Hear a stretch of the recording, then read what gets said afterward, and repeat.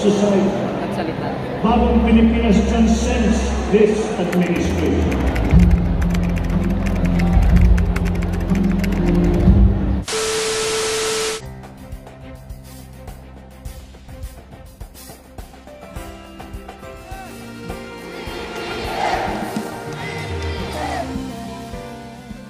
Narito po ako ngayon kasama ang mga ibang opisyal ng pamahalaan upang ipaabot ang aming taus-pusong pasasalamat sa inyong sipag at pagpupunyagi.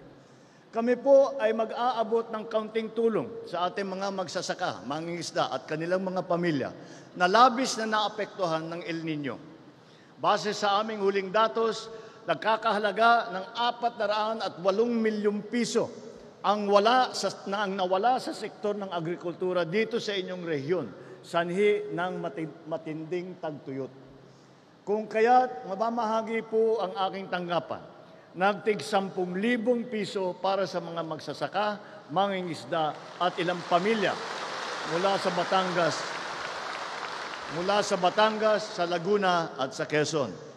Sa kabuuan, mahigit 70 milyong piso ang ipapamahagi natin para sa mga benepisyaryo mula sa 3 probinsyang ito. Hangad ko na makatulong ito ng malaki sa kanilang pagbabangon. Higit pa po sa mga tulong at serbisyong ito, kami po ay patuloy na kumikilos upang palakasin ang ekonomiya ng Calabarzon. Mula noong 2023 hanggang 2024, nakapagbigay na po tayo ng halos 10 bilyong piso para sa Philippine Rural Development Plan dito sa Region 4A. Kabilang sa mga ginagawa natin dito sa inyong rehiyon ay ang Taal Lake Circumferential Road at ang Lobo Malabrigo San Juan Laia Road.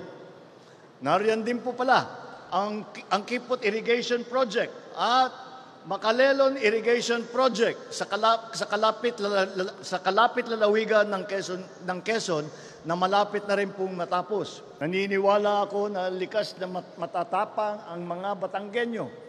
Kasing tapang ng Kaping Barako, matapang ninyong sinusuong ang mga pagsubok para sa kapakanan ng inyong mga pamilya. Makakaasa po kayo na patuloy po namin kayong aalalayan. Sama-sama tayong maglakbay tungo sa isang mas masaganang bukas, ang bukas ng bagong Pilipinas. Malaki po ang naging epekto sa akin bilang magsasaka po. Napakalaki po ang naging epekto. Kasi po sa tulad kung nagtatanim ng halaman, ng palay at gulay, sobra po ang haba ng panahon ng El Nino na nakasagabal sa aming pagtatanim. Kasi unang-una, yan ang kailangan namin magsasaka sa patubig para mabuhay ang halaman, ang palay at ang gulay. Kaya sa tulad kong magsasaka, malaki ang naging epekto ng El Nino sa amin. Malaki po ang nagiging tulong po nito sa akin, katulad kong magsasaka kasi po nakakabawas po ng mga tao kasi napapadali po ang trabaho sa tubigan. Hindi katulad ng 1 hektarya, nagagamitan ng 4 na kalabaw. Ngayon, kahit 1 kalabaw, 3 oras lang, tapos na 1 hektarya sa pagbubungkal ng lupa nito. Malaking tulong po ito sa amin. Isang malaking tulong po sa amin sa akin yung tulong na assistance na pagkakaloob ng Pangulo dahil unang-una may bili ko rin ng pananim, tsaka insecticide, pesticide, mga ganun. Isang malaking kagalakan para sa akin sa lahat ng naging Pangulo ay siya ang lumalapit sa mga magsasaka at nagbibigay ng tulong at suporta sa bawat isa sa amin.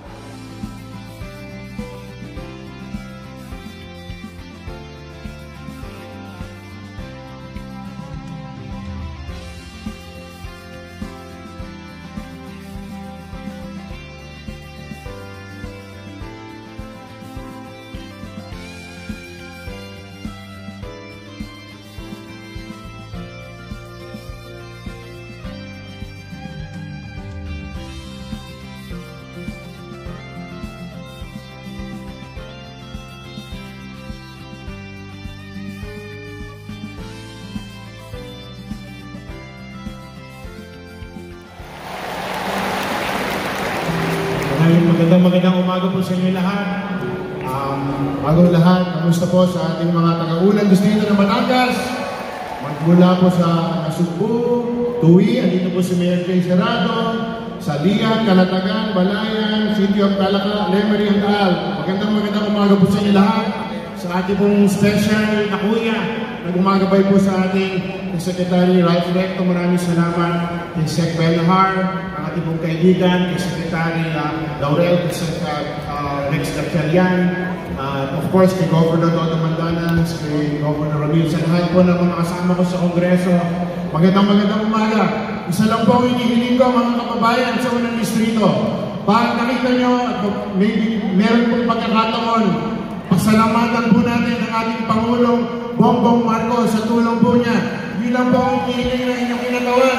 Pasalamatan po natin siya sa tulong po sa ating mga magsasaka, sa lahat po ng mga isda ng unang distrito ng Batangas. Yun lang po, magandang umaga po sa inyo lahat. Maraming salamat po. Maraming salamat. Apat na beneficiaries ng Batangas ng Sari Sari Stores Business Kit na may kabuoang halaga ng 40,000 pesos.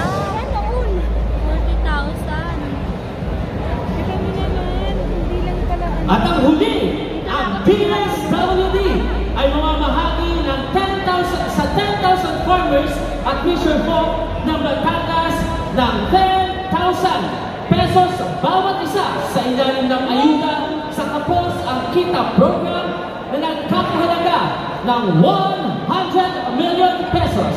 Mamamahagi din ng cash assistance na may kabuong halaga ng 4,235,600 pesos para sa 2,353 beneficiaries ng Piling Child Development Center ng Batangas under the Supplementary Feeding Program. Pagbati po ng isang mabiyaya at maunlad na araw sa ating lahat. Tunay pong isang malaking karangalan ang makupiling kayo sa araw na ito. Mga lolo, lola, tatay, nanay, ate at kuya. Ang inyong pong presensya sa ating palatuntunan ay tunay na mahalaga. Sa bahagi ito po ng ating palatuntunan, magkakaroon po tayo ng ilang briefing at pagpapaalaala sa bawat kabahagi ng ating palatuntunan. Magandang